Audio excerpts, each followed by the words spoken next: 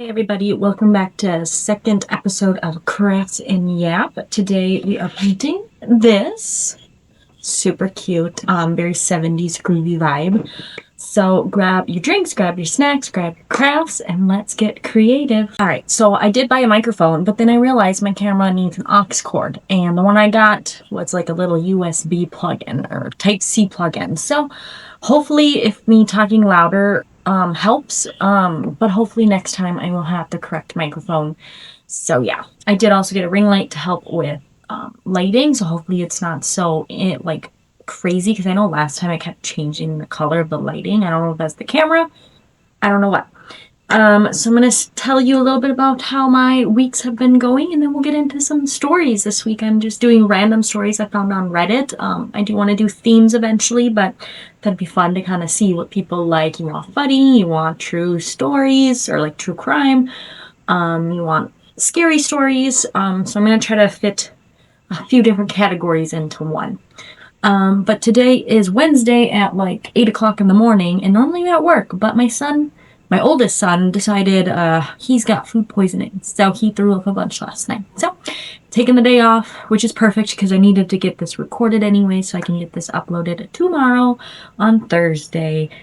But yeah, so life's been pretty crazy around here. I've been having to take a lot of time off lately because either daycare's closed or I have things going on in my personal life where I need to take time off. So life's been crazy. Been trying to paint, been trying to record as much as I possibly can to upload, but it gets hard when you are taking care of two children by yourself and working a full-time job. So yeah, but besides all that, it's nothing too shabby around here, working hard, having fun painting. So yeah, but let's get into some fun stories. Alright, so this first story is called Should I Fire My Therapist? So, hello all. I have been seeing my therapist since May 14, 2025. After rescheduling our session twice before finally canceling last week, I decided to look into how many times this has happened. From the text messages alone, including the 3 times last week, she has rescheduled, canceled our appointments 17 times. Is it possible there were incidents she only emailed me about and I don't feel like digging that deep? It's possible that she emailed too. Sometimes it was for seemingly legit reasons, like illness or things like that. She wanted to leave a day early for a concert. The week she rescheduled so much that I ended up getting confused and missing the appointment and got that $110 fee. Sorry, I don't know how to read apparently, so we're working through this. I think she can be brilliant, but at other times I've seen her checking her phone or scrolling her computer during sessions. To be fair, it's only happened a handful of times, max. I try to take this as a cue to change the subject, perhaps to something more interesting to her. First off, your therapist should never make you feel like you're being uninteresting. They should want to listen to everything you say. If they don't, please find a new therapist. Therapists are supposed to be there to support you and help you through whatever you need. They're not a good fit, and you deserve better. That being said, it seems there is no incentive for her to come to appointments, and there are penalties when I do not. I do not mind some rules bending, as I'd like to be extended grace if something were to come up for me within the 24-hour window. But at this point, it is starting to feel destabilizing. This weekend, I am seeing my childhood abuser at a family party. It happened to be my father. I told her this was upcoming, and we were planning for it together, so last week felt like a practically bad time to be jerked around. Particular time to be jerked around, sorry. I was really patient the first 2 reschedules until she finally canceled our Friday appointment. I still didn't say anything, of course, but internally it felt like a bad experience. The first rescheduling last week was because she was getting carpet replaced in her house where she takes our calls. If there's a reason she couldn't take our call, telehealth appointment at her office, she does have an office and she sees people in person.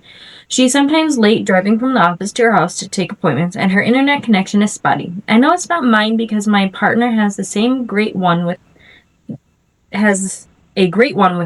what they do for work, and my desktop is hardwired for the internet.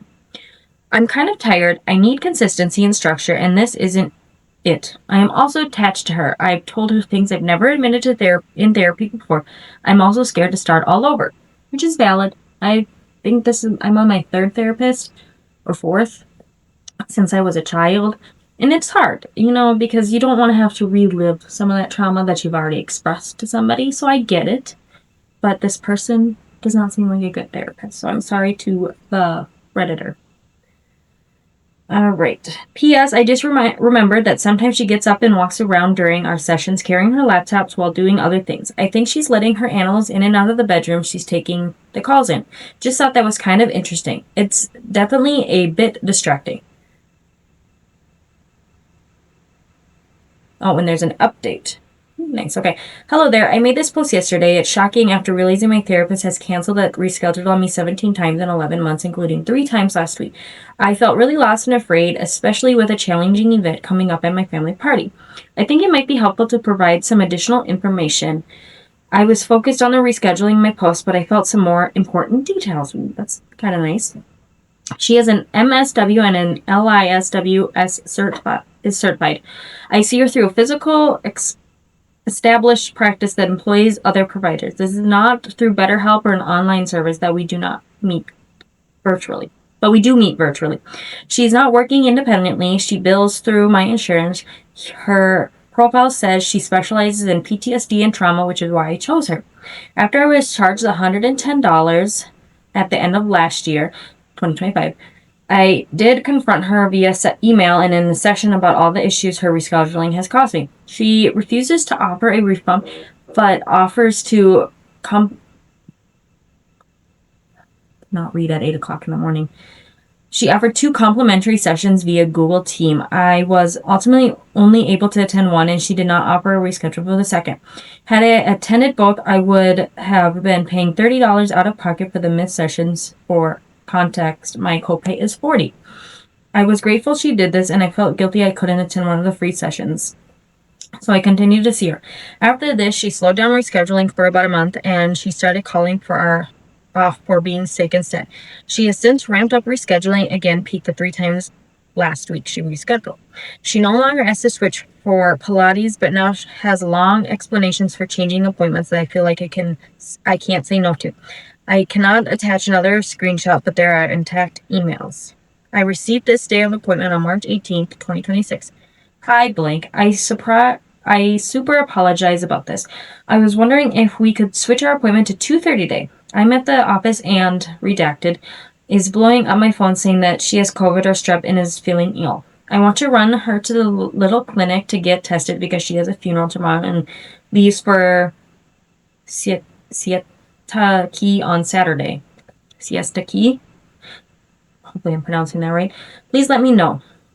I received this the day of the appointment, April 10th, 2026. Hi, blank. I am so sorry. My Dean of Redacted, called a mandatory meeting for parents of juniors and their children immediately after school today because of their stupid Nerf gun game, whatever you want to call it. A child was almost hit by a car in the school parking lot. Okay, that's reasonable to cancel, I guess, for those. 1 minute, buddy. Sorry, my son needs me. I'll be right back. Alright, sorry about that. Let's finish up on this story. I have told her I need her to stop rescheduling, but when she does, I don't feel like I can demand she come to appointment just like I wouldn't do that with other medical care professionals. When my hairstylist or any other appointment-based service says they can't come to our booking for a reason, I don't see that as an opening to tell them to come into work anyways. I have treated this the same.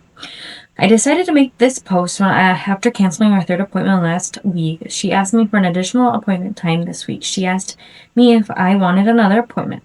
She just asked me to give her another appointment time this week. The second time she asked for an additional appointment this week, I asked her if I would be a free session to see if that prompted her to reflect. She told me no, and I wouldn't pay her for an extra session. She'd see me at our scheduled appointment Wednesday. This felt like she was trying to make up for the lost work income, but frame it as a favor to me.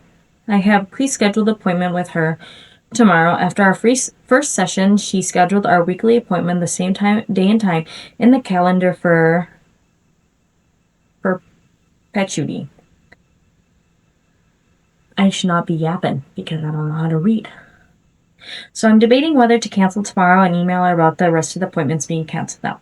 Thank you so much for everything. I am feeling a little stronger after seeing kindness and care from others, but I haven't made any final moves. Thank you. But yeah, like I said earlier, if your therapist is not listening to you or doesn't seem like she cares or he cares, just find somebody new. I know it's hard and it sucks. I've been there, but you deserve the best. You deserve to be cared for. You deserve to be listened to. And especially if you're paying for it. Like, this is your job, lady. Please pay attention. Alright, this next one is more of a spooky story, a more haunting story. It's called My Daughter's Toy is Not a Plaything. My daughter, Emma, has recently discovered that toy stores exist. This is a problem. I get that.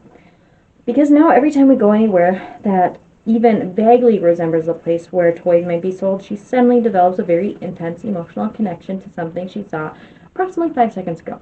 Oh, I get that. Most of the time I can steer her away before things escalate, but last month she found something I ultimately could not argue against. It happened at a flea market about 20 minutes outside town. My wife loves those places, old kitchen stuff, antique picture frames, things like that. Emma is 6, which means flea markets usually bore her to death. She spends the first half hour dragging her feet behind us while my wife looks through tables and boxes full of things that apparently belong in someone else's house 30 years ago. Eventually, Emma finds something she can pick up. The morning she found it sitting on a folding table between a cardboard box full of plastic dinosaurs and a pile of stuffed animals that looked like they have survived several generations of children. It was a Furby. That's not a good sign. Now look, I know people joke about these things being creepy, but I remember when mine first came out, every kid wanted one. I never actually owned one myself, so when Emma picked it up and immediately started laughing at the weird noises it made, I didn't really think much about it.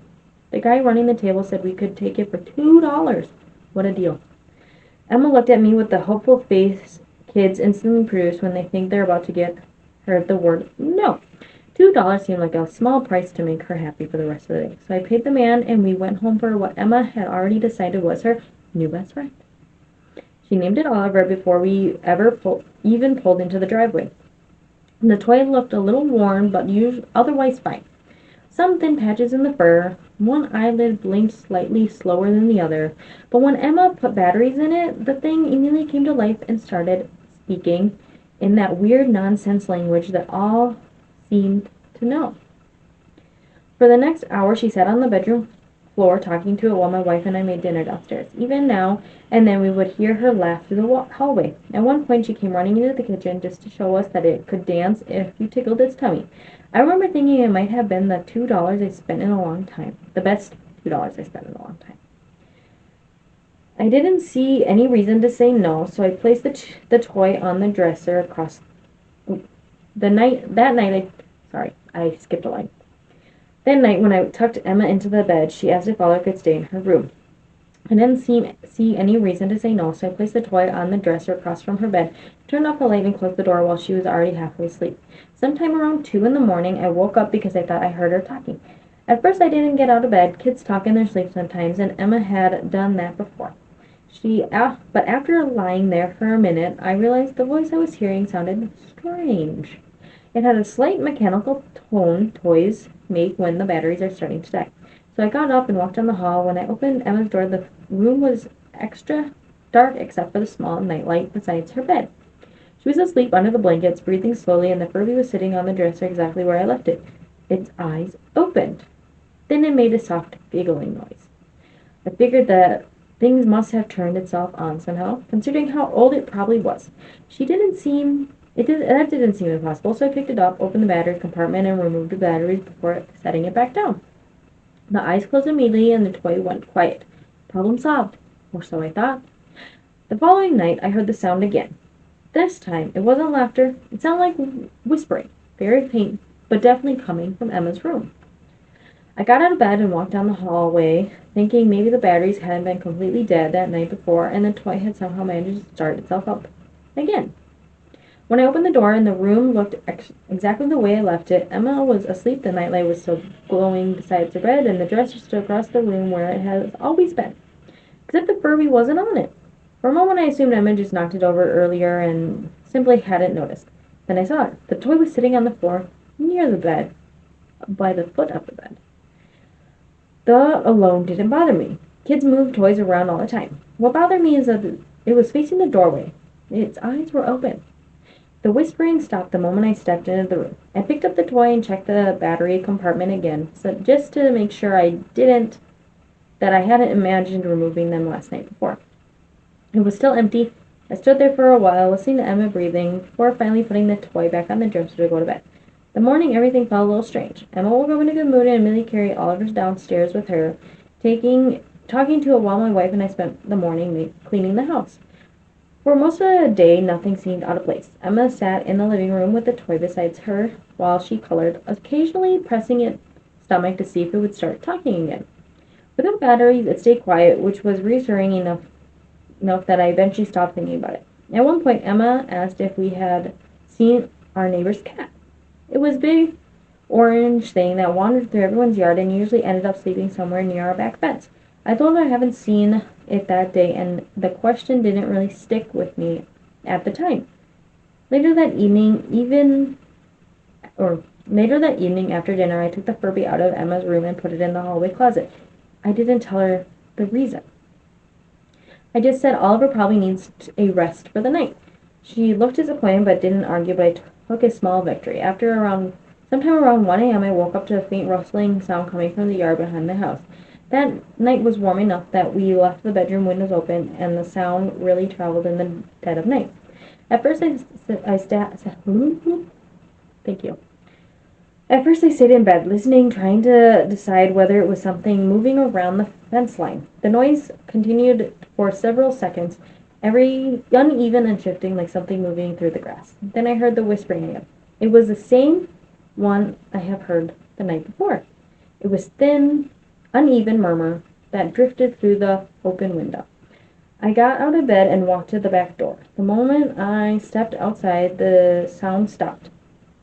The yard was still quiet, and the grass barely moved in the faint breeze coming through the alley behind the house. One sec, my son. Sorry. The next morning, our neighbor knocked on the door. He asked if we seen his cat. Apparently, hadn't come home for more than a day. The two of us walked around the yard for a while, checking along the fence and behind the shed before we found it lying in the grass near the corner of the yard. Something had gone to it during the night. The orange fur around it was flattened in the dirt and body looked badly torn up. Less sad. We both stood there trying to figure out what could have done it. The strange part was that nothing about it made sense to the neighborhood. We don't live near woods. The dogs around here are all pets that belong to families on the street. My neighbor didn't say much after that. He looked at the damage for a long time and muttered that maybe a raccoon or a coyote had passed through during the night. Through neither of us have ever seen one anywhere near the neighborhood. We ended up digging a hole near the edge of the yard and burying what was left of the cat. I didn't mention the noise I had heard the night before. That afternoon, Emma spent most of her time in the living room coloring while my wife worked in the kitchen. The Furby stayed in the hallway closet when I had left it, and I tried not to think about it.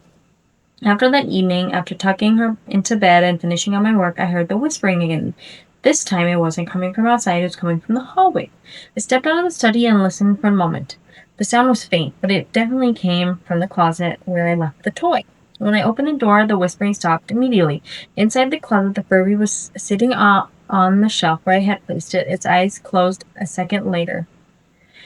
The plastic beak twitched slightly, and as if something inside it had just finished moving. For a moment, I could have sworn the toy had been looking straight at me before it went still. I reached in and picked it up. The battery compartment was still empty, but after the edges of its beak, there were severely short strands of orange hair caught between the plastic seam and something dark and dried along the corner. When I saw the fur caught along the edge of the beak, something in my stomach dropped. I stood there in the hallway holding the toy for a while, turning it slightly to the light and trying to convince myself I'm overreacting, but the more I blocked it, the harder it became to ignore the feeling that something about the situation had already gone too far. I didn't want that thing near Emma anymore. So later that night, after everyone had gone to bed, I took it outside. I walked a couple blocks down the street and the toy tucked under my arm until I found a garbage bin sitting behind a row of townhomes. I dropped it inside, made sure it landed near the bottom, and then stood there for a second listening to the lid settle back into place. Then I went home. For the next 2 days, nothing happened. Emma asked about Oliver once or twice. I told her the same thing both times that it had stopped hurting and I was going to take it somewhere to see if I could get it fixed. She looked disappointed but didn't push it. But by the second evening, I'm almost convinced myself that the whole thing had just been a series of strange coincidences that have allowed to get in my head. The night I was sitting in the study, finishing up some work, when I suddenly heard Emma laughing and squealing with excitement from down the hallway. I walked towards the room, expecting to find her playing with something wasn't supposed to have taken off the shelf. Instead, she was sitting cross-legged on the floor with Oliver in her lap.